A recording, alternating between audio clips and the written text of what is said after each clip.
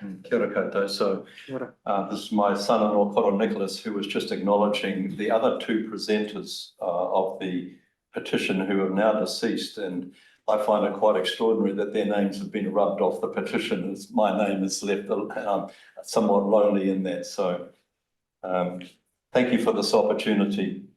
On February the 6th, 1840, Lieutenant Governor Hobson committed the crown to Te Tiriti. Do you mind sitting just Sitting so we down, can see sorry. you on the thing? Is that all right? Sorry. On February the 6th, 1840, Lieutenant Governor Hobson committed the crown to Te Tiriti, or to care for, the various expressions of faith in the land at that time: Anglican, Methodist, Roman Catholic, and Waitangi Māori. The undisputed eyewitness account by William Colenso recorded the conversation between the Roman Catholic Bishop Pompellier, the CMS leader, translator, and mediator of the treaty, Henry Williams, and Lieutenant Governor Hobson, the Crown representative. Colenso records, the question from Pompellier to Lieutenant Governor Hobson that the natives might be informed that all who should join the Catholic religion should have the protection of the British government. This initiated an immediate conversation between Henry Williams. He consulted with the governor. It is then recorded that Hobson responded, most certainly, and he expressed his regret that Pompellier had not made known his wish earlier, as his desire would have been embodied in the treaty. Williams inquired whether the same protection would be afforded to all the faiths. On receiving an affirmative response, he took some paper and he wrote the addition to the treaty, and he read aloud, "E mea ana te kawana, ko ngā whakapono katoa o Engarani, o ngā Wetariana, o Roma, me te ritanga Māori hoki, e tia kina ngā tahitia e iaia." The governor says the several faiths of England, of the Wesleyans, of Rome, and the Māori custom shall alike be protected by them. It is also important to note that for the majority of rangatira, the whole event was an oral event. They agreed to Te Tiriti by what they had heard via Henry Williams, not what they had studied and read with their lawyers. Williams read aloud and explained and recommended the treaty in Te Reo Māori, the same way that he read and explained in Te Reo Māori the 4th article. Honourable members of Parliament, it's not my intention this afternoon to traverse the possible repercussions of the Crown's oral and recorded commitment to the Assembly at Waitangi on the 6th of February, except to say that earlier references to the oral article in the House and other associated opinions given to MPs have, in my mind, completely missed the point. Firstly, there is a large difference between guaranteeing religious freedom and the commitments to Te Tiriti, but that argument for another day. And secondly, the possible repercussions of recognition are not your primary concern. The fundamental question is, did Hobson commit the Crown to active protection of the fledgling nation's wairuatanga at Waitangi? That's the fundamental question. We've come here this afternoon to beseech you to ensure that the Crown's oral commitment at that seminal hui on February the 6th is acknowledged and honoured. I argue that an oral commitment has the same moral, legal, and constitutional weight as a written agreement, especially in the context of a covenant entered into with a largely oral people, that is, Te Iwi Māori. I propose that in the same way that an oral agreement is recognised and upheld by the Crown on the occasion of a marriage and in many contractual verbal agreements, so too the unique verbal agreement by the Crown to the various denominations and rangatira Māori needs to be upheld. I beseech the committee to give this petition the life and the air that it deserves. In the midst of the current debate within and without Parliament about the treaty, Te Tiriti, and the unhelpful lacuna of visionary leadership, the members ought to demonstrate the required courage and leadership and provide an avenue for the appropriate consideration of the oral article, an article that is already recognised in an ad hoc way by some of your own departments. I shall now call upon the four representatives of the various whakapono to make a 1-minute statement before you in support of the petition. Ka huri atu ki a koe. Kia ora tātou. My name is Reverend Peter Taylor, the President of the Methodist Church of New Zealand. Te Hahi Wetori Anō Aotearoa, the Methodist Church of New Zealand has for just over 40 years been on a spiritual and practical journey involving an equal sharing of power between Te Tangata Whenua and Te Tangata Tiriti. Whilst not without its twists and turns, the journey has led to an understanding, sharing and trusting of each partner to the other.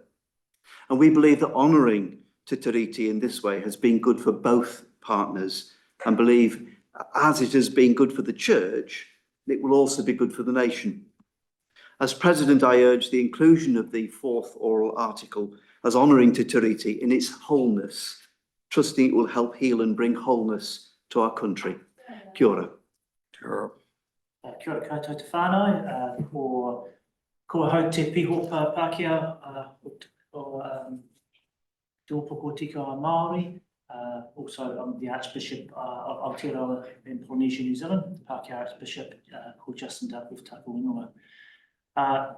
My first time as a bishop, I went to Ratana Pā, and at Ratana Pā, when I was there in the Pōwhiri, literally it was said to me, when are you as the church, as the midwife of the treaty, going to take responsibility as the midwife? And so I sit here today supporting the kaupapa because I believe that the church, the Anglican Church, all the churches, we had a special place at the beginning of the treaty where we were the translators, we were the propagators, and in many senses, Māori often took our word along the way for their commitment to the treaty.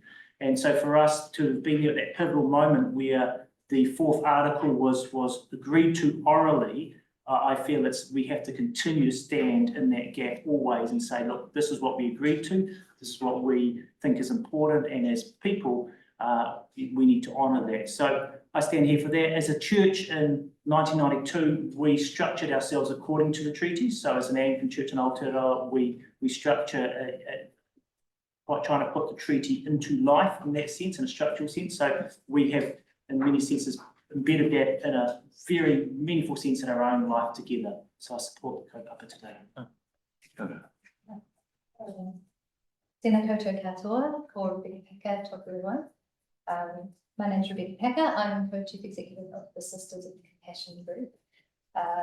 Privileged to be here supporting this petition. I'm also a deacon in the Anglican Church here in the Wellington Diocese, so come with an ecumenical view. Cover your bases.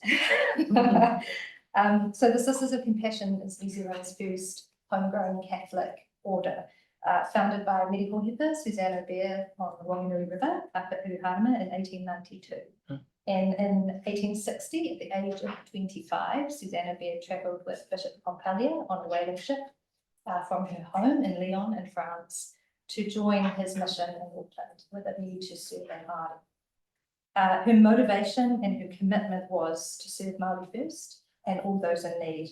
And this is what she committed her life to, and this is the legacy of her work is where I stand today in the ongoing mission sisters in Wellington and beyond. Tolerance and friendship were the strategies of her mission and her mode of engagement. Inspired by the love of Christ, she served Māori and Pākehā, she served Catholic and non-Catholic, she served those all creeds and none, and created space in a context where there had been division and in stark contrast to the kind of the violence and the conflict of the colonial state. And her legacy continues today. We have a co-management model in our institutional structures at the Sisters of Compassion Group. We have a continued commitment to engagement with iwi and tangata whenua and to working as an organisation to support those in need. The Sisters of Compassion are a pontifical congregation, so they report directly to Rome. I don't speak for the sisters as a congregation, but I speak as part of an organisation that is Catholic and that is outside of the structures of the Catholic Diocese in Wellington. So I'm not speaking for the leaders of the Catholic Church per se, Maybe the Pope. and certainly not for the Pope. But I just want to, express my support and what a privilege it is to stand with these people today. Look, Kia ora. Now, just before we take questions, feel free, I notice you've got members of perhaps a school group here. I'll be interested just to welcome them. If you'd like to just welcome the rest of your group here who just We actually have a wire to support. Is that all right? Not too long. at the, when would, now or at the completion? Would like, maybe at the completion of the day, you're welcome to conduct the waiata now. Yeah. But perhaps we just do our questions first and then we'll finish off with the waiata. Just a question I have, as a member of an Irish Catholic family that arrived here in the 1840s, we were always taught that Bishop Pompalia, most of what he was trying to achieve to ensure Catholics could be, the Catholic religion could actually be practiced in New Zealand, because up until then there was some doubt that that would be the case. That's not so, is that basically your understanding of why Bishop Pompalia's intervention did take place at the time? Or is perhaps that's something that was handed down and lost in the mists of time? Look, there's no doubt in my mind that the political schisms that were operational in Europe had their outplay here in New Zealand.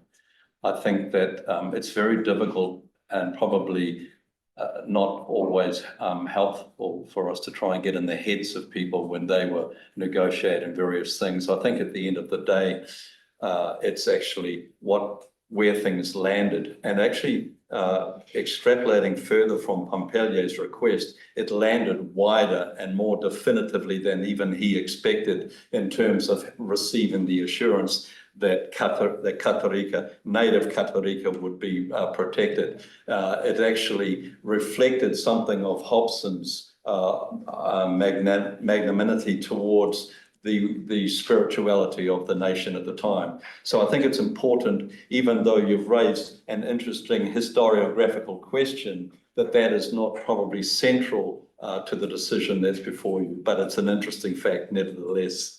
I thought my grandmother was correct. Oh, the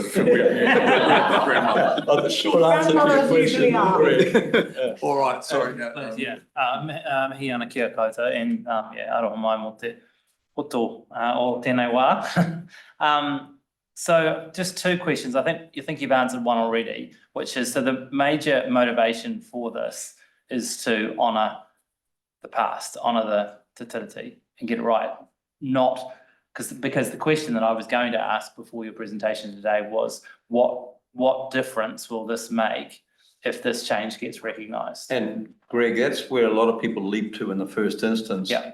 And in my view, there actually hasn't been enough work in order to actually ascertain what are the outcomes. It's really in some ways similar to what I would call the main body of Te Tiriti at the moment, the preamble and the other three articles. We're still actually discerning, arguing what are the repercussions. The first instance, as I would inform people, is that we need to acknowledge it first, and we acknowledge that it's in the land. It's a word of agreement. It's a covenantal agreement that some acknowledge it as. And then we have to then wānanga around what are the repercussions, because people have said, oh, this is this, or, already we have religious freedom, etc. That's not the point. The point, as I've said already, is did Hobson commit the crown to tiaki, the various faiths that were in the land? So that for another day in terms of what will the outcomes be? Can I ask something? Just Celia White-Brown. Thank you. Tēnā koutou. Thank you for coming here and bringing this interesting partai to us. I have a couple of questions. One is, do you see yourselves bringing this issue forward to the select committee that will be hearing the Treaty Principles Bill? So my first question. Celia, thank you for the question. This take was actually brought up 3 years ago. It's almost as a theologian, I would use the word providential, that it lands in our land at the time when we are having all these discussions around Te Tiriti or the treaty. I see it as being an integral part of the wider discussion that needs to be had around the nation. Just incidentally, as an aside, I spent the morning with Sir Geoffrey Palmer, and we discussed the need to have very well-informed forum or fora for this wider discussion on the treaty. And we talked about the Royal Commission, for example. So, but to get back to your question around where does it fit, this wasn't politically motivated in order to, use a side door to approach this, the principles bill. But I think that it's almost a wonderful coincidence that it's arisen at the same time that the nation is immersed within these discussions. Does that answer your question? It does. I think it does. And I have a completely different point of view. Well, Yes, if we'll I go will. back then to Mr. Fleming then. So this is probably for Rebecca, because it's a legal one, and I perhaps I should know the answer to this myself. But what is, and given, because what would be the actual legal change required within the context of our current constitutional / parliamentary nature? Like, where, this is part of the conversation that we're having, like, where does Te Tiriti actually sit? So what is it that we would be actually changing? So I'm imagining what is my mind's going straight to a piece of legislation that we'd be affecting through this parliament. What is it that would actually be changing?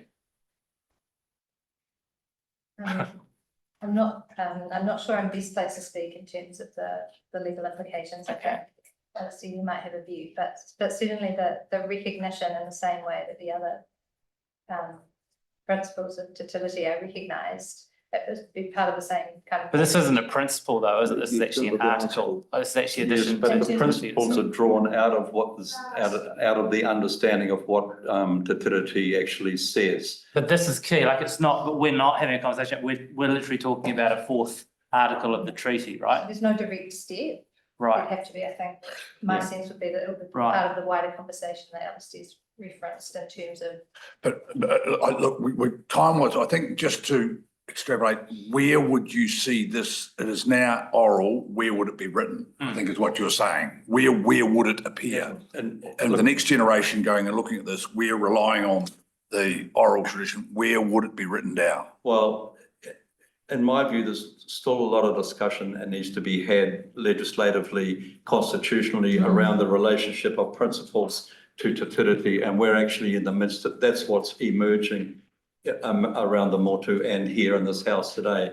But I would agree with what Rebecca's saying, that wherever Parliament ultimately lands in terms of what constitutional place does Te Tiriti have within the legislative framework, that the fourth or the oral article needs to be acknowledged in the same way that the preamble is acknowledged as having an effective outworking in terms of legislation going forward and responsibility of the Crown to enact that tiakitanga. So that's actually, that's a work to be done, but that it would sit within the same body of legislative framework that the principles in, was it 87, came at the state-owned enterprises.